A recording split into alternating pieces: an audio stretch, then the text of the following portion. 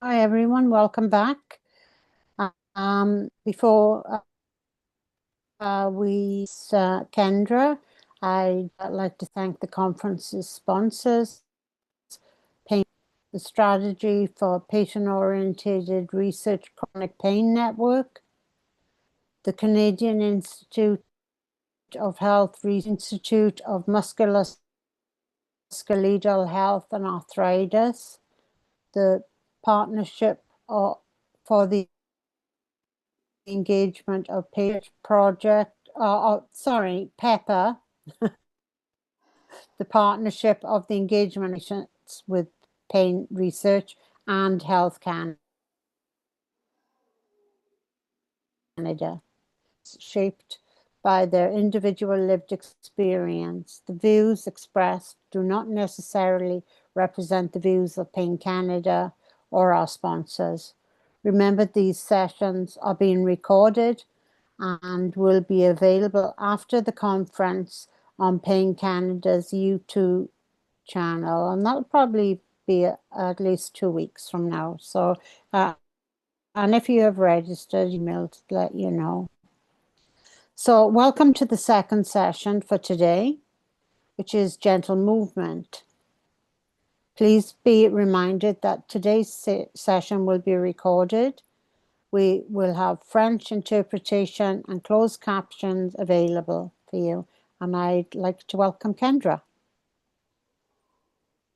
Thank you so much for having me. So I was here on Monday, if folks remember. But if we haven't had a chance to meet yet, my name is Kendra Copeland. I use she, her pronouns, and I am a yoga grandmaster and meditation teacher here on the unceded territory of the Coquitlam First Nation, colloquially known as Port Coquitlam, where I'm streaming from today. And today we're going to look at some practices from yoga that are not necessarily movement.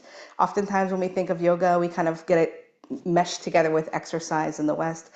But these are actually practices to reduce suffering. And there's so many different ones regardless of your mobility level.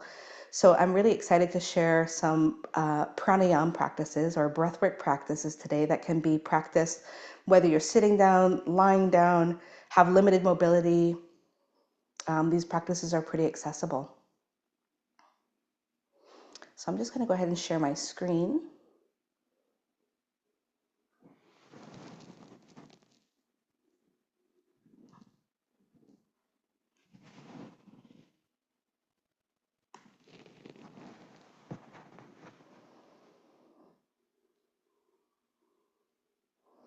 So talk a little bit today about this practice of breathwork.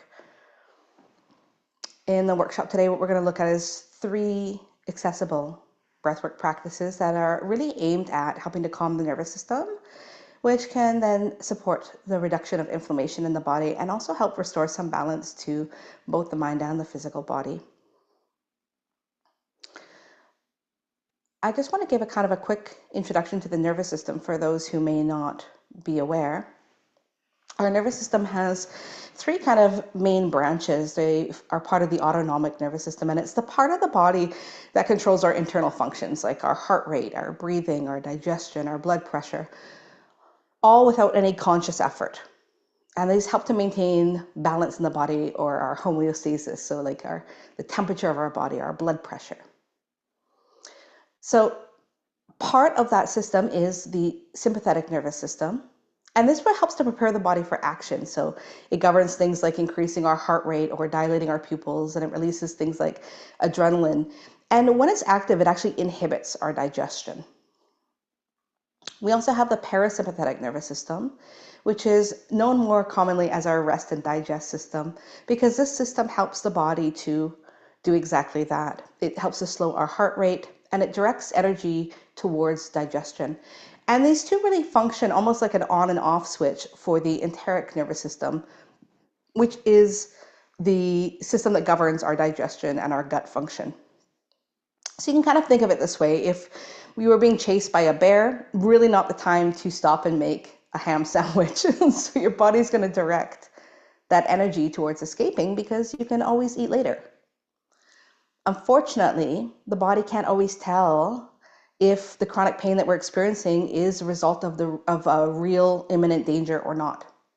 So one of the things that chronic pain can do is it chronically overactivates the sympathetic nervous system, and that system becomes stressed. And that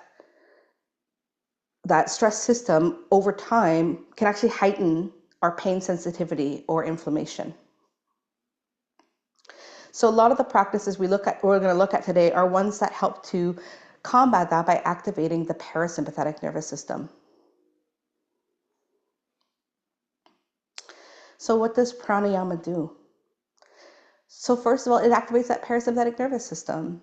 It helps us through slow rhythmic breathing, especially exhalation-focused breathing, which leads to a reduced heart rate, lower blood pressure, and lower cortisol levels. And the body begins to shift from fight or flight mode, which is that sympathetic nervous system, to the rest and digest. It also helps to balance oxygen and CO2 in the body. So controlled breath stabilizes the arterial CO2, which prevents hyperventilation. It also optimizes our blood pH and our cerebral blood flow. And it reduces inflammation and muscle ischemia, which is associated with pain that we might get from a lack of oxygen getting into the tissues. It helps to enhance interoception, which is our ability to self-observe or turn our attention inward and be aware of the bodily sensations that are happening without adding like a layer of story or narrative or judgment or critique to that experience.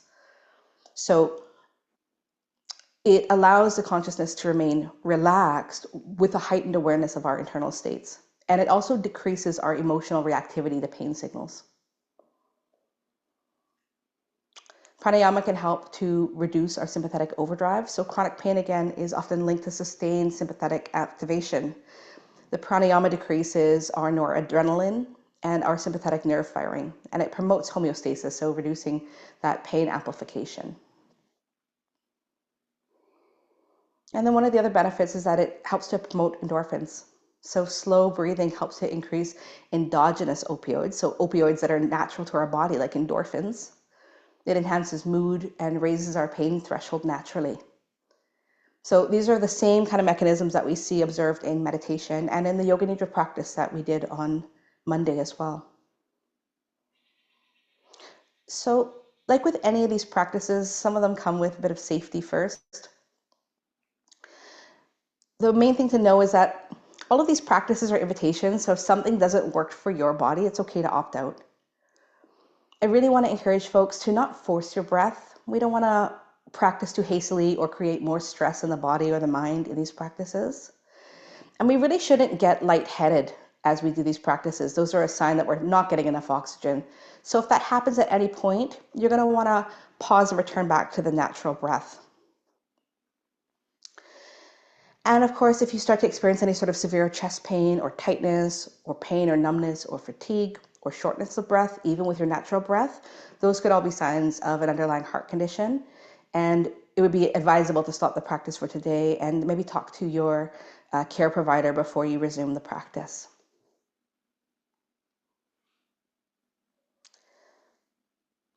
So the first practice I want to share today is called Bhramari. It's also known as the humming bee breath. And one of the benefits of Bhramari, or it has actually many benefits, but it helps to reduce stress and anxiety. But it also can help us improve sleep. It enhances our concentration, helps to manage our blood pressure. And this is a practice I use whenever I experience frustration or anger, because it also helps to regulate the nervous system in terms of like emotional distress. However, because this lowers blood pressure, this practice may not be advisable for those who have naturally low blood pressure or practitioners who have things like epilepsy or an eye and ear infection, as we're going to place the hands over the eyes and ears today.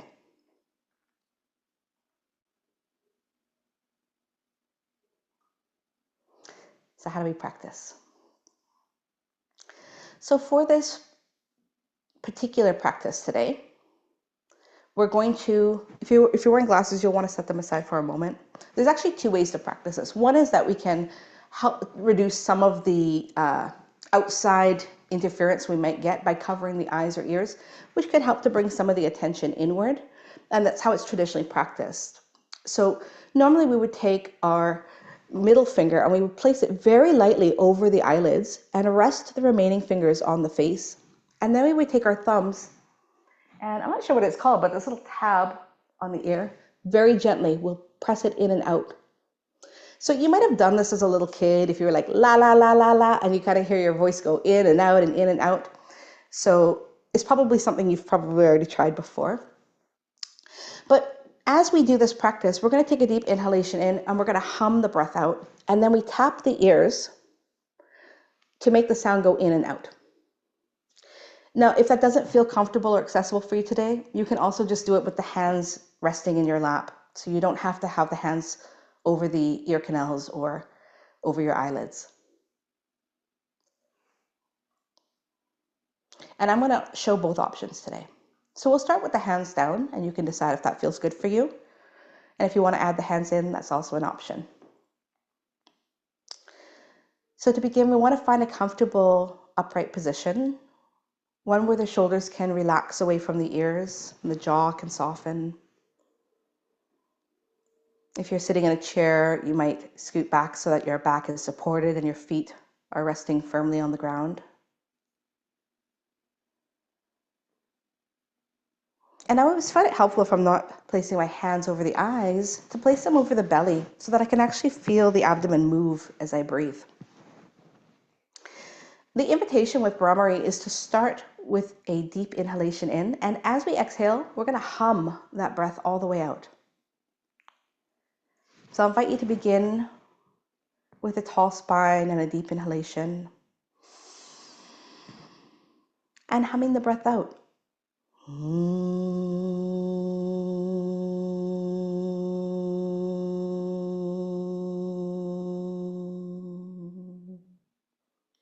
The humming should be soft and steady, soothing, not forced or strained. So welcoming you to try it again, starting with a deep breath in, humming the breath out. I'm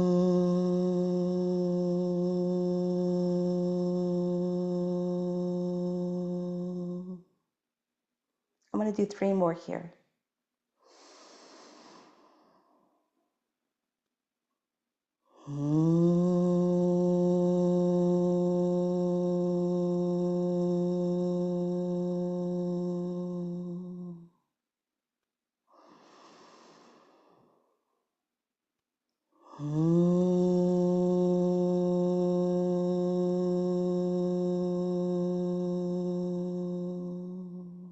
Last one.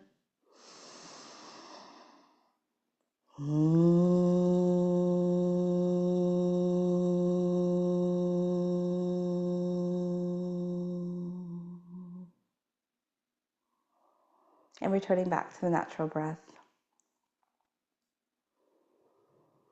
So you might choose to continue by resting the hands on the belly. But if you want to try with the hands over the face, we can do that as well. And I'm going to do 5 more Bhramaris just like that.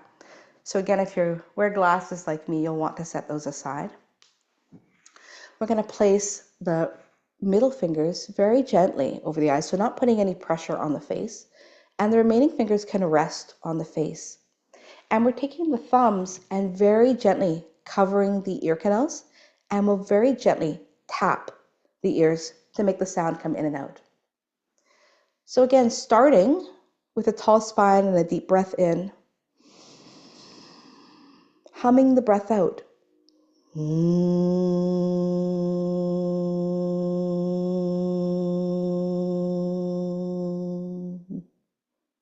Again.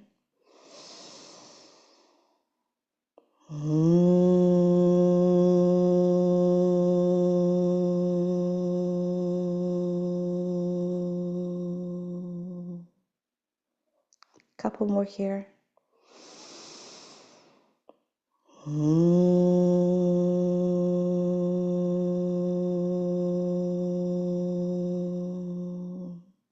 Moving at your own pace, we'll do 2 more.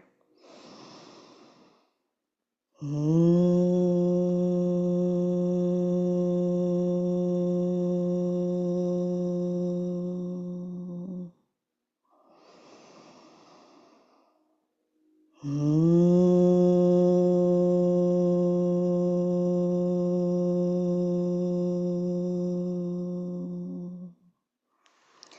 you have your hands up, you can begin to relax them.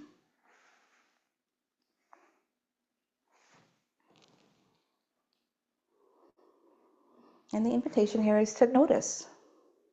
What did you notice in your body and mind as you created sound with your breath?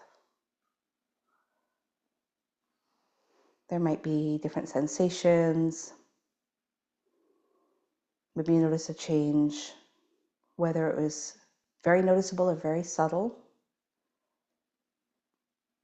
in your emotions, in your thoughts.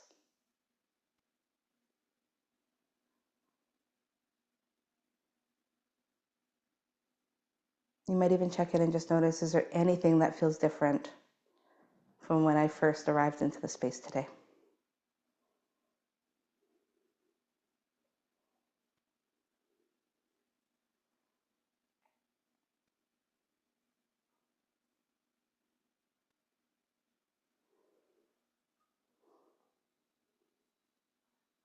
Our next practice is called Śītalī or Śītkārī Prāṇāyām, which is a cooling or hissing breath.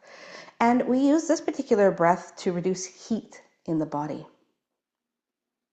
So we sometimes use this breath for if you are physically hot, like if the air is hot around you. I use this one in the summer all the time, but also internal heat or inflammation in the body. So again, this is a cooling breath. It can lower our blood pressure. So if you have low blood pressure, again, this may not be advisable for you. And again, if you have epilepsy, again, this could potentially trigger it. So you want to be really mindful and check with your practitioner before engaging in any of the pranayama practices. So traditionally, this practice is done with the tongue curled. So we'll want to find a comfortable seated posture, again, one where the shoulders can relax. And we curl the tongue into a tube shape, and then we suck the breath in through the curled tongue, just like it was a straw. And then we close the mouth and exhale the warm air back out of the nose. And we'll do this for around 2 minutes today.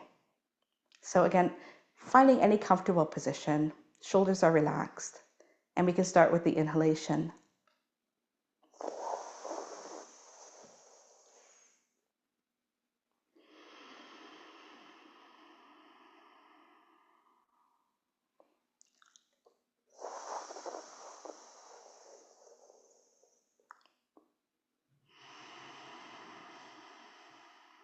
Tongue is curled as we inhale.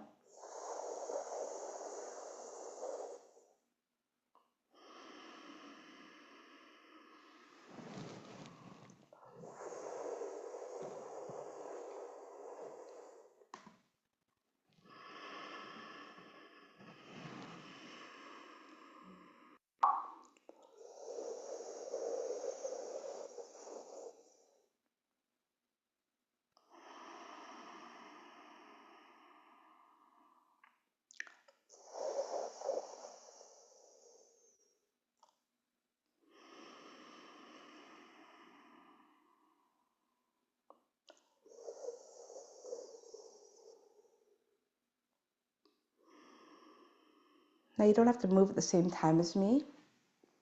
You can breathe in your own time at your own pace.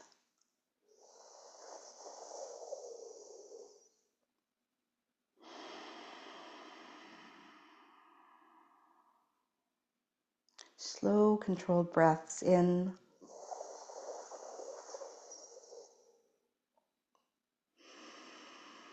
Slow, controlled breaths out.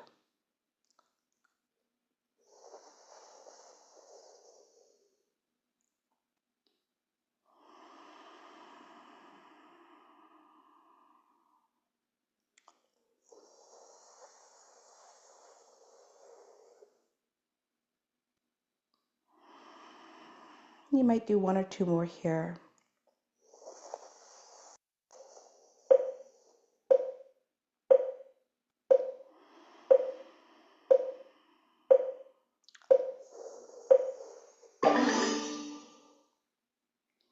returning back to the natural breath when you're ready. Now, if you find it tiring on the tongue to hold it in that position, there's actually an alternative. And in the alternative, we bring the teeth together like a big smile, and we suck the air through the closed teeth. So again, we want to make sure we're in a relaxed position.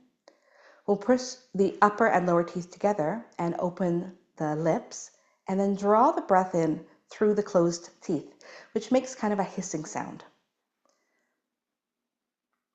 So again, we're going to do this for around 2 minutes, starting with the inhalation. Mouth is closed as you exhale.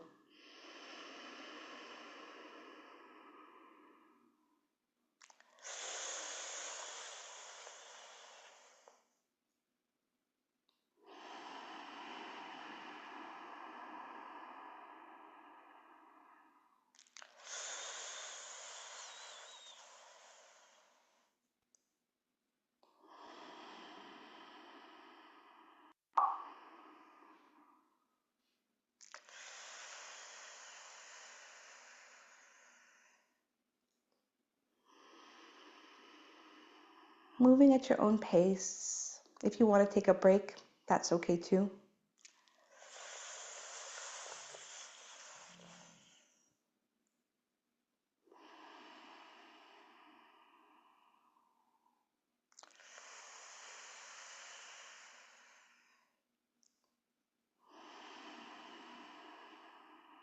So I'm inviting you to notice the temperature of the air, the temperature of your mouth.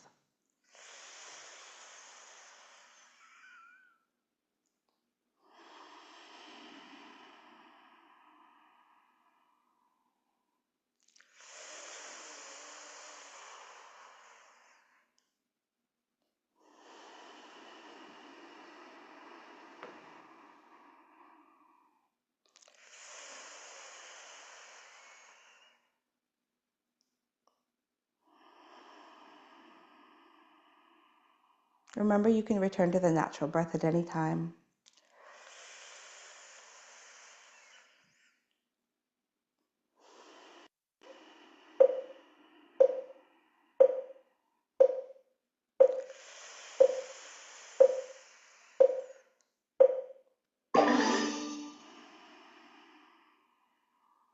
And relax, returning back to the natural breath.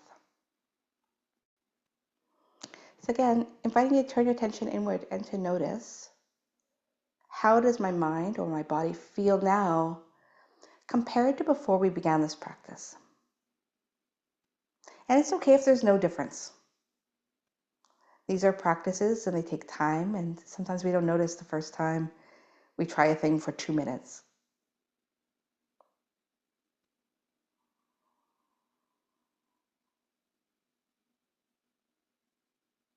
But one of the things I've always loved about yoga is that it provides us with experiential knowledge. So not just a thing that we can learn or read about, but we try it, we feel it in our body, and we have an experience of that knowledge. The other thing you'll notice about this last breath is that if you've ever stubbed your toe, you probably naturally go, ah, because it hurts so much. So we actually use this breath all the time whenever we experience pain. If you've ever burnt your hand on the stove and you're, ah, then you are probably already familiar with the practices of Śītalī Prāṇāyām and Śītkārī Prāṇāyām. The last breath we're going to practice today is called Sama Vṛtti Prāṇāyām, which is a balanced mind breath. And for this breath, we bring some attention to our natural breath, and we try to balance out the inhalation and the exhalation. So again, this one has a calming effect on the parasympathetic nervous system, but it can also help us to build up our lung capacity. It can also help to ease headaches because it helps to increase some oxygen to the brain. Sometimes this is also called the box breath. So we inhale the same length as we hold the breath, same length as we exhale, same length as we hold the breath out. Now, you may find it difficult the first couple times you practice to do the holding of the breath. And if that's the case, no problem. We can also just make the inhalation and the exhalation the same length. Again, if you have low blood pressure or if you're pregnant and have high blood pressure, this may not be a practice for you today. Sometimes the lungs and diaphragm can feel tight when you're retaining the breath.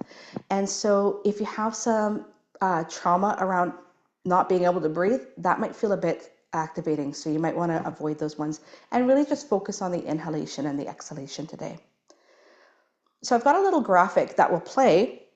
And with the graphic, you have two options. It'll be a little ball bouncing up the stairs and it'll come back down. You can choose if you want to inhale as the ball goes up the stairs and exhale as it comes back down. Or you can inhale as it goes up the stairs, hold as it comes down, exhale as it goes up the stairs, and hold as it comes back down. So two different options for you. We want to take a moment to allow the breath to flow naturally first. And then we're going to start by inhaling through the nose to the count of 4 and exhaling to the count of 4. And again, if you want to add those holds in there, you can do that as well. So I'm going to play that graphic now.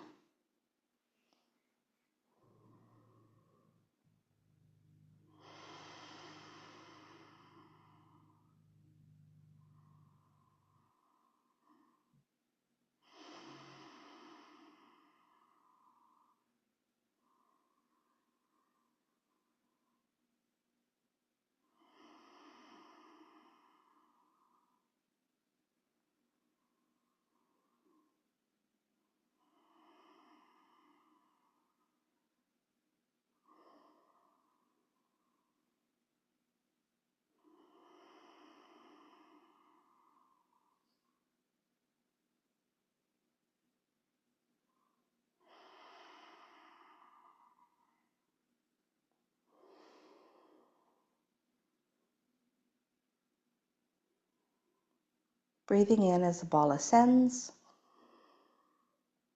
breathing out as it descends. Or you can choose to hold the breath on the descents.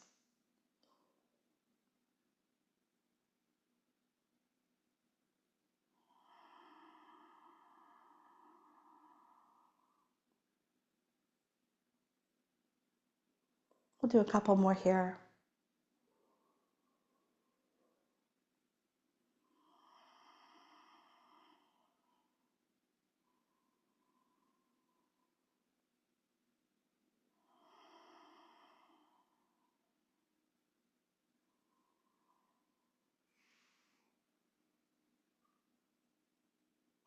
And returning back to the natural breath.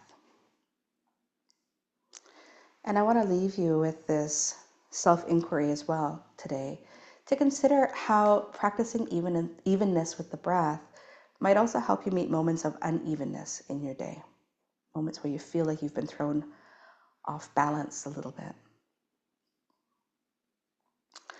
Our breath is really a lifelong companion, and it's the one that arrived with us when we were born, and it stays with us until we have our final moments here. It doesn't demand or judge, it waits patiently. It's ready to steady you when life feels unsteady, to soften you when the body feels tight. Each inhalation whispers, I'm here with you. Each exhalation reminds you you're not alone. To notice our breath is to remember that you've always been accompanied, not by something outside of you, but by a presence as close as your own being.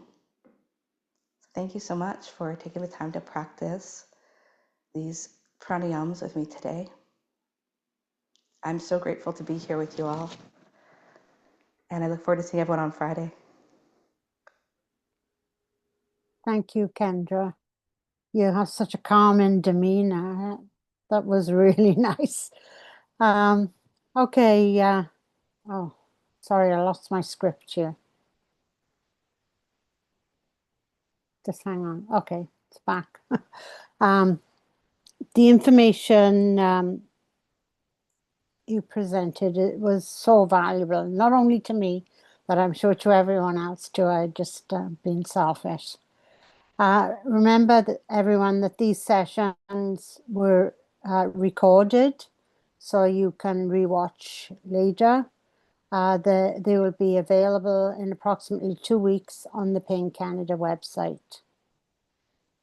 And the questions that were put into the Q&A will be, Kendra will get to them. She keeps her camera off during her session, so she'll get to them anyways. So we're going to have a break now, and we'll return in 15 minutes, check the session schedule, and visit the exhibitor area. Our next session will be neurodiversity and pain. Please complete the survey that shows up on the screen when the session ends. Your feedback is invaluable to us because we use it for the next to base the next conference.